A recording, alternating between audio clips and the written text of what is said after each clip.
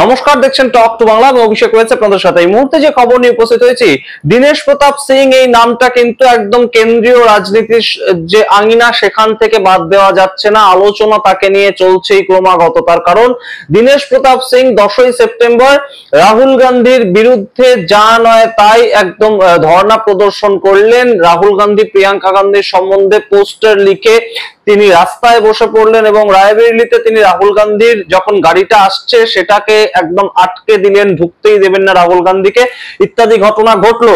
এবং ঠিক তার পরবর্তী দিন আমরা আপনাদেরকে খবর দেখিয়েছি 11ই সেপ্টেম্বর তিনি দিশার যে একদম কমিটির বৈঠক, সেখানে তিনি রাহুল গান্ধীর পাশের সিটে বসে মিটিং করলেন। ততদূর পর্যন্ত ঠিক হলো, কিন্তু মিটিং এর পরে যে ঘটনাটা ঘটলো সেটা আপনাদের দেখাবো এবং মিটিং এর যে ঘটনাটা ঘটলো সেটাও আপনাদের দেখাবো। দুটো একদম বিপরীত মেরুর ছবি।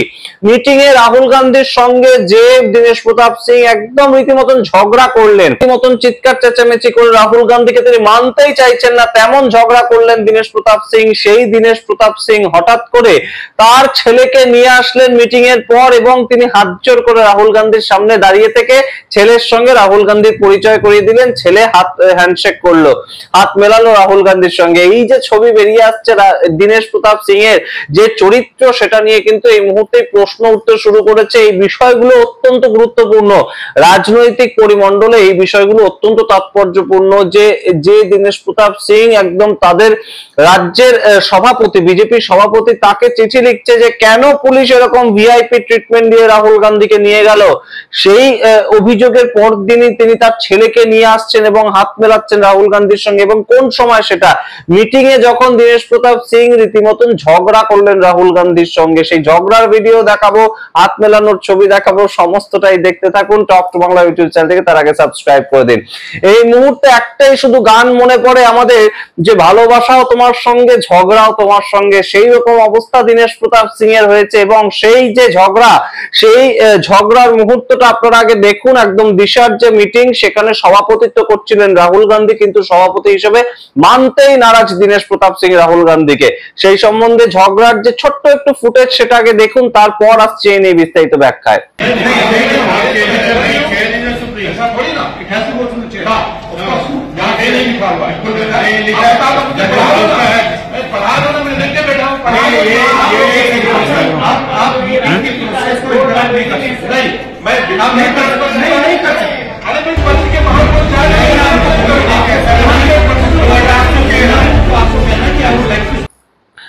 আপনারা দেখলেন সেই ফুটেজ, আপনারা দেখলেন সেই ভিডিও, যেখানে একদম দীনেশ প্রতাপ সিং এবং রাহুল গান্ধী ঝগড়া করছেন। ঝগড়ার বিষয়বস্তুটা আপনাদের বলি, এই যে মিটিংটা ছিল সেটা দিশা যে ওয়েলফেয়ার কমিটি, সেটার একটা বৈঠক ছিল। কয়েক মাস বাদে বাদেই সেটা হয়, গত এপ্রিল মাসে হয়েছিল 2025 সালে। সেই বৈঠকটার থেকে একদম যে ছবিটা বেরিয়েছে, দীনেশ প্রতাপ সিং নিজেই তার যে সোশ্যাল মিডিয়া সেখানে শেয়ার করেছেন। সেখানে তিনি বলছেন যে আমি আপনাকে সভাপতি হিসেবে মানতে নারাজ, কিংবা সভাপতির অনুমতি নিয়ে কথা বলতে হবে সেটাই মানতে নারাজ। তার কারণ হিসেবে দীনেশ প্রতাপ সিং বলছেন যে আপনি যখন সংসদে থাকেন, ওম বিড়লা তো সেখানে সভাপতি থাকে, আপনি ওম বিড়লার কথা শোনেন। এই কথা বলার কিন্তু কোনো মানেই ছিল না। তার কারণ সেখানে উপস্থিত ছিলেন কেপি শর্মা, আমেঠির সাংসদ, এছাড়া ছিলেন রাহুল গান্ধী, তিনি রায়বেরিলির সাংসদ, এবং দীনেশ প্রতাপ সিং তিনি একজন বিধান পরিষদের সদস্য হিসেবে রাজ্যের মন্ত্রী। সেই জায়গায় তিনজন রাজনৈতিক ব্যক্তিত্ব, তারা হঠাৎ রাজনৈতিক আলোচনা করতে শুরু করে দিলেন। মূলত দুজনের মধ্যে রাজনৈতিক আলোচনাটা হলো এবং তার সামনে বসে আছেন কারা? ডিএম, এসপি, এডিএম, প্রত্যেকজন প্রশাসনিক পদাধিকারী, আইপিএস, আইএএস অফিসার, সবাই বসে আছেন। সুতরাং এই যে ঝগড়াটা হঠাৎ করে শুরু হলো এবং রাহুল গান্ধী বলছিলেন যে আপনারা যে আলোচনাটা করছেন আমার অনুমতি নিয়ে তো করবেন। আমার অনুমতি বলতে আমি যে বিষয়টা চাইছি সেই বিষয়ে তো আলোচনা হবে, যেহেতু এই সবার একদম সভাপতিত্ব করছি আমি।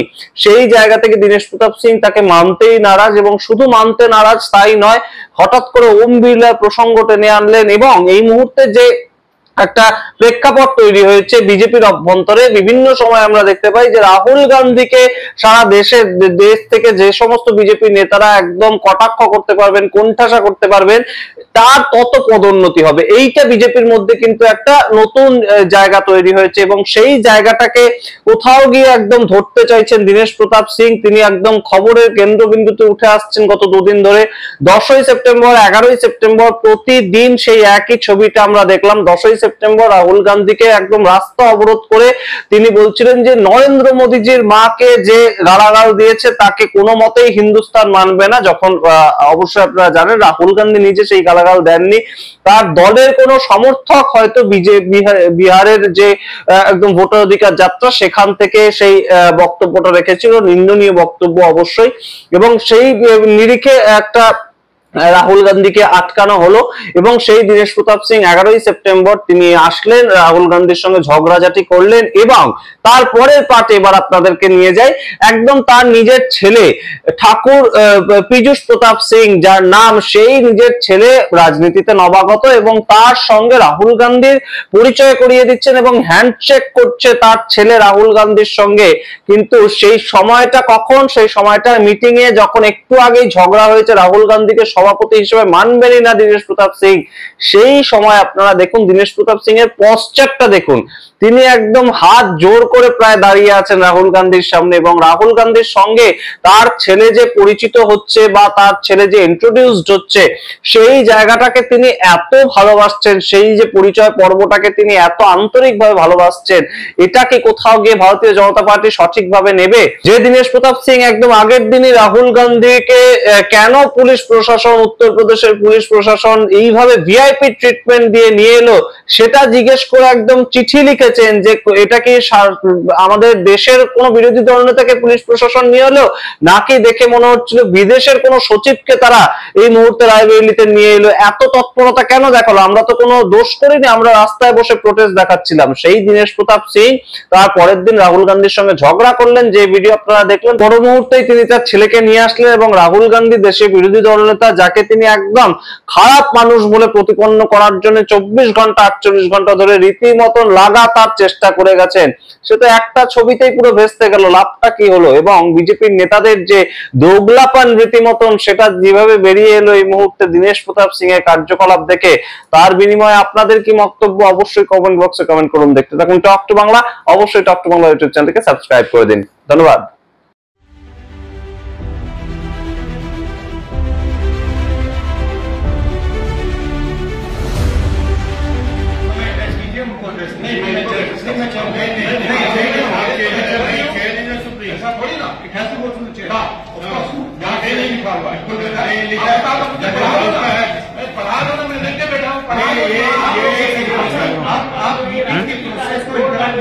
नहीं, मैं बिना नहीं कर सकता, नहीं कर सकता। अरे मैं पति के बाहर को जा रहे हैं।